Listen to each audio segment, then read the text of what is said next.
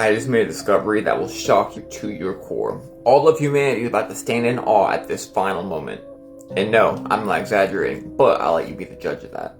Did you know that life as you know it right now was manifested in the 40s and in the 30s, even in the 20s, of satanic rituals done in the California desert by some of the biggest names in the world? Walt Disney, L. Ron Hubbard, Jack Parsons, the father of our modern rocket technology, which he got from a weird source, by the way. We'll get into that.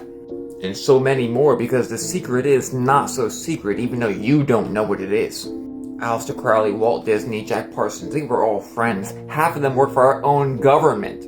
But what in the world were they doing? I had to block out a word right here. A word that has to do with intimacy. They were using intimate rituals to do Babylonian workings, to bring forth a Moonchild to rule the world.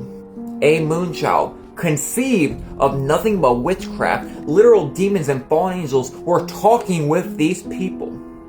And they recorded every single word. And this Moonchild, he will enter the stage, given power as the chosen one, and he will rule with a hand of liberty. But we'll get back to that. So first off, how was Jack Parsons able to get this technology that none of us ever knew?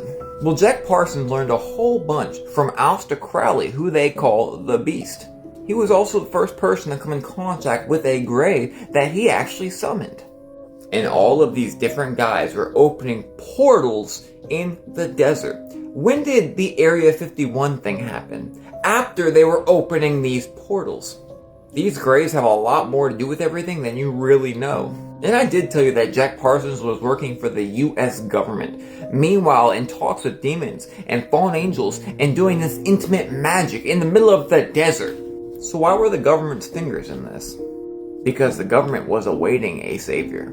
And their savior looks like a man, but he has a very, very, very old spirit. Like most other visionaries, these people get their information and their technology from divination, higher sources bigger than they are. They go to energetic ley lines, they draw sigils, and they do magic incantations, and they summon devils. The funniest part about it is most of the world thinks that demons and fallen angels don't exist, but the highest up in the government talks to them and they have documented it. And it is really crazy the way it all connects. Like we have Dr. Werner von Braun, a tale of Project Mars, right? Of course, being the L, like the Elon, at Mars. And of course, we have that same guy being at a very high place in this world right now. But this is not about him. But I know you are dying to hear who this Moonchild is. So let's get back to the Babylonian working. The Moonchild was a thought conceived from the devil himself to Aleister Crowley. And this Babylonian working was basically the final key to get everything to lay out perfectly. The Babylon working, not the Moonchild, was a set of rituals taking place from January to March 1946. It was a closing ceremony, if you will, for what was to come and what may be here now, where they documented how they conjured up these demons and these spirits, what they said, and all of that stuff. And these kings of darkness would literally speak to these people, Jack Parsons and all of them, and they wrote down what they said. Therefore I, the Antichrist, call upon the chosen and the elect upon all men. Come forth now in the name of liberty, that we may be forever, get rid of the tyranny of the Black Brotherhood. Get rid of the tyranny of the Black Brotherhood? What is that? Well, the Antichrist spirit that's talking to him told him already. It's Christianity. What a mighty fine inversion, isn't it? Their entire goal with the Moonchild, with everything, was to put an end to Christianity. Y'all do understand that the people summoning these demons and the devil themselves and even the spirit of Babylon, you do understand they're highly respected people, right? Just making sure. So the chosen one will come in the name of liberty and free us from the tyranny of the Black Brotherhood. Now, I'm not showing you close to anything. I don't want to dabble too far in the words of demons themselves. But I can give you a list of who they talk to. They talk to Isis. They talk to Pan. All in these same rituals. They talk to the spirit of Babylon. That same girl they saw on the back of that beast. You know what the Bible calls it, right? The W word. They talk to every ruling demon since the beginning of the world. The very biggest names. They were present with these people, telling them how to proceed. Gotta block part of it out. But this was that woman that they were talking to, one of them. Do you remember in Revelations when John wandered after this beast right behind me? And the angel's like, what are you doing, John? Then they told him just how evil she really was, drunken on the blood of that pesky Black Brotherhood. And so from January to March, they were working on their rituals, making sure everything was fine for the arrival of the Moonchild, which was thought of and started working on months prior. Because remember, the beginning thoughts of this Moonchild were in 1929. The rituals that led up to this Moonchild were rituals to make sure the reincarnation or the carnation could enter the body as that spirit being evil. So who is this Moonchild? Y'all really gonna hate me.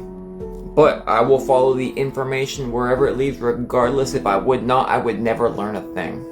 So after the conceiving of this Moonchild, after months and months of rituals to open portals to get everything aligned in the spiritual, 2 months after all the portals were open, all the rituals were done, we have the June 14th, 1946 lunar eclipse.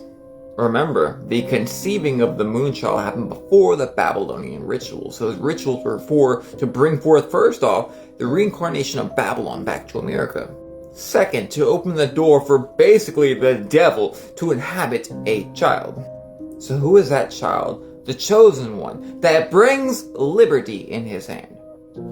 June 14, 1946. June 14, 1946. A lot of people have a habit of just getting mad at the messenger, like, I'm the one who did these rituals in the desert. But I'm not. I'm just the one giving you the information. I know he's doing good things. Yes, I get that. But it was written in the 20s and the 40s and out the mouth of demons that the Moonchild will be chosen and he would lead, and through liberty he would have his way. And the fact that they're all connected to the L. Y'all, that's a lot of coincidences to look past. And you wanna know the craziest part of all of it? It is said that the one who opened the portal, being Jack Parsons, has to be the person to close the portal. And Jack Parsons unexpectedly passed away. Meaning that the portal that he opened to allow all this demonic wickedness in is still open to this day. Can anybody say Dior bags? It's a lot to think about, I know. And yeah, I could be wrong. But again, that's an awful lot of coincidences. And I don't believe in coincidence. I think we very well may just be at the very end. And it makes sense, doesn't it? Let me know what your thoughts are in the comments.